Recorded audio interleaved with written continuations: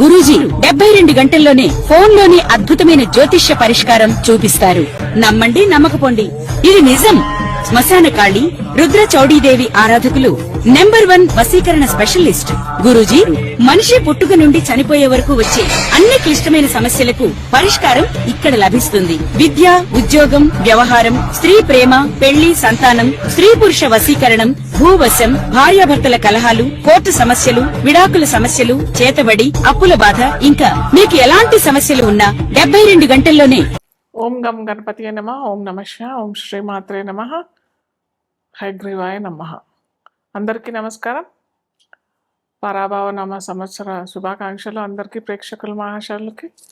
అయితే ఈరోజు మనము డిస్కస్ చేసుకునే టాపిక్ ఏంటంటే శని అస్తంగత్వం. అయితే ఈ అస్తంగత్వం అంటే ఏంటో చాలామందికి తెలియదు. అయితే ఏ గ్రహమైనా ఒక రాశిలో 30 డిగ్రీల వ్యాపకత్వంతో ఉంటుందన్నమాట. అది రవైనా సరే, 9 గ్రహాలు, మిగతా గ్రహాలైనా, అష్టగ్రహాలైనా కానీ 30 డిగ్రీల పరిమాణంతో కలిసి ఉంటుంది.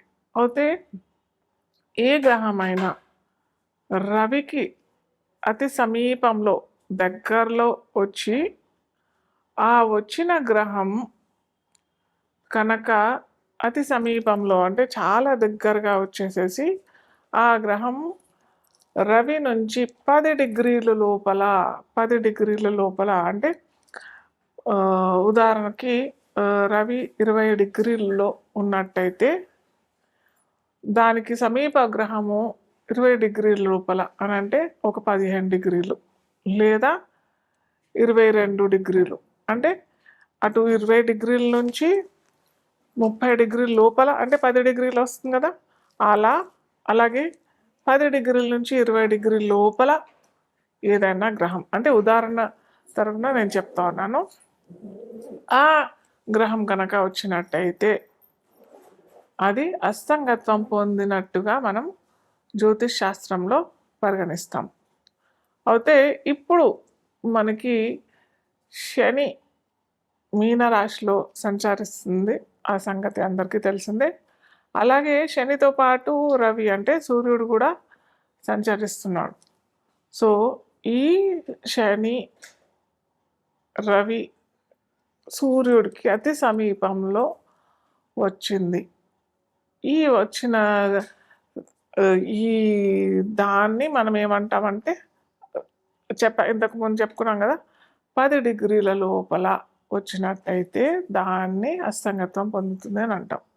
సో ఇప్పుడు శని రవి అతి సమీపంలో 10 డిగ్రీల లోపల మనకి రవి సంచారం శని పైన మీనరాశిలో జరుగుతుంది. అది ఏ సమయంలో ఉందంటే మార్చి 8వ తారీఖు నుంచి ఏప్రిల్ 22, 2026 దాకా ఈ సంగత్వం, ఈ రవి సంచారం అనేది జరుగుతూ ఉంది.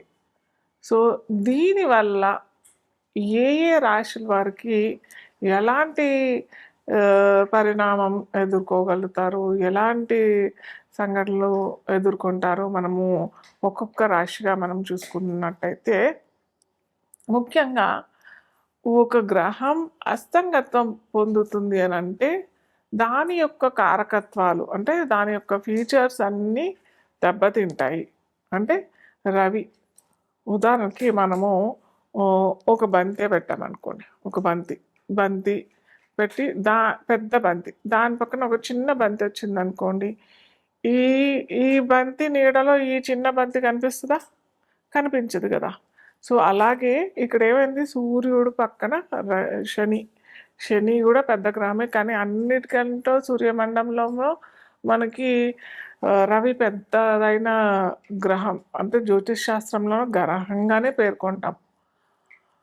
అయితే ఈ సూర్యుడు శనిని దగ్గరగా అతి సమీపంగా వచ్చి ఆ శని కారకత్వాలన్నిటినీ తనలోని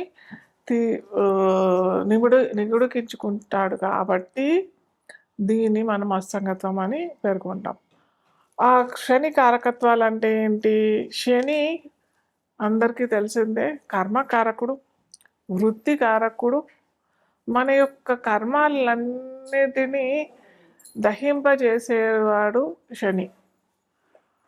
ఆ శని కారకత్వాలు ఇప్పుడు ఈ 40 రోజుల్లో అస్తంగత్వం పొందుతుంది. అంటే ఆ కారకత్వాలన్నీ కొద్దిగా తగ్గిపోతాయి. దీనివల్ల ఏమవుతుంది, దీనివల్ల ఏ రాశికి ఎలాంటి ఫలితాలు వస్తాయి, అది మనము ఇప్పుడు ఒక్కొక్క రాశిగా మనము చూసుకుందాం. కర్కాటక లగ్నం తెలియని వారికి రాశి అని చూసినట్టయితే, కర్కాటక రాశి వారికి అధిపతి ఎవరు అని అంటే చంద్రుడు. సో ఈ చంద్రుడికి ఎవరవుతారు, సప్తమాధిపతి అవుతాడు శని, అష్టమాధిపతి అవుతాడు. ఈ సప్తమ అష్టమాధిపతి అయిన శని మీన రాశిలో రవితో అస్తంగత్వం పొందాడు.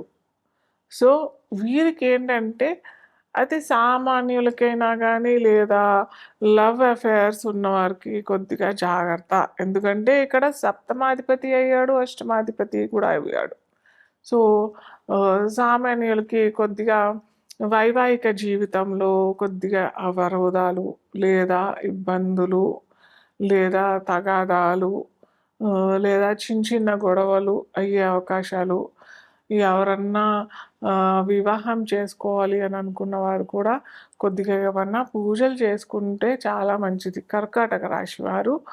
అలాగే మీ స్పౌస్ అంటే మీ జీవన సాథి వాళ్ళది మకర రాశియో లేక కుంభరాశియో, మీది కనుక కర్కాటక రాశి అయినట్టయితే కొద్దిగా ఇబ్బంది. ఎందుకంటే అటు ఇద్దరు ఆపోజిట్ అయ్యారు కదా, ఇద్దరు ఆపోజిట్ అయిన ఆ శని అస్తంగత్వం పొందాడు కాబట్టి ఆ శని రిజల్ట్స్ పర్టికులర్గా మంచి రిజల్ట్స్ ఇవ్వకపోవచ్చు.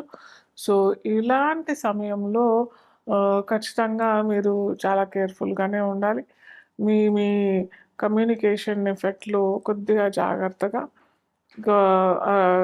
తరచూ విభేదాలు అయ్యే అవకాశాలు ఉంటాయి కాబట్టి మాట దురుసుతనం కాకుండా ఆలోచించి మీరు కమ్యూనికేషన్ చేసినట్టయితే మీ స్పౌస్తో చాలా మంచిది. అలాగే వృత్తిలో ఉన్న వాళ్ళకైనా కానీ ఎటువంటి ఉద్యోగాల్లో ఉన్నవారికైనా కానీ అంత పెద్ద ప్రమాదకరమైన విషయం అయితే ఏమీ కాదు. కాకపోతే ఇంకొకటి ఏంటంటే ముఖ్యంగా చూడాల్సింది ఏంటంటే కర్కాటక రాశి వారికి రాశి లేదా లగ్నం ఉన్న వారికి బిజినెస్ విషయంలో కొద్దిగా జాగ్రత్తగా ఉండాలి. అది ఎటువంటి బిజినెస్ అయినా కానీ, రైతులైనా కానీ లేదా బంగారం వ్యాపారం చేసే వారికైనా కానీ, ఏ వ్యాపారమైనా కానీ, చిరు ధాన్య వ్యాపారులైనా కానీ, ఎటువంటి వారైనా కానీ కొద్దిగా మీకు డీలింగ్స్, కన్సైన్మెంట్స్ కొద్దిగా డిలే అయ్యే అవకాశాలు ఉంటాయి. ఫైనాన్స్ దొరికే అవకాశాలు కూడా చాలా తక్కువ ఉంటుంది కాబట్టి కొద్దిగా జాగ్రత్త పడాల్సిన విషయమే. అయితే మీరు చేయాల్సిన ఏంటంటే చిన్నది ఏంటంటే ఆంజనేయ స్వామి టెంపుల్లో శనివారాలు గుగ్గుల అగరబత్తి అన్న వెలిగించండి, లేదా వెంకటేశ్వర స్వామి ఆలయంలో ముద్ద కర్పూరం ఇస్తే కూడా చాలా మంచి రిజల్ట్స్ అయితే ఇస్తారు. అలాగే వెంకటేశ్వర స్వామి స్తుతి శనివారాలు ఖచ్చితంగా చేసుకుంటే చాలా మంచిది.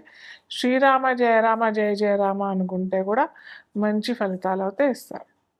సో ఇప్పటి నుంచి నేను ప్రతిసారి లాస్ట్లో మీరు స్టార్టింగ్ నుంచి ఎండింగ్ దాకా చూసినట్టయితే నేను ఎండ్ ఆఫ్ ది ఈ ఎపిసోడ్లో ఒక చిన్న రెమెడీ మీరు ప్రతి ఒక్కరు ఎవరైనా కానీ ఇది చేసుకోవచ్చు. స్విచ్ వర్డ్స్ అంటారు, ప్రతిసారి నేను స్విచ్ వర్డ్ అన్నా ఇవ్వడానికి ప్రయత్నం చేస్తాను, లేదా న్యూమరాలజీ ప్రకారం ఒక నంబర్ అయినా ఇవ్వడానికి ప్రయత్నం చేస్తాను.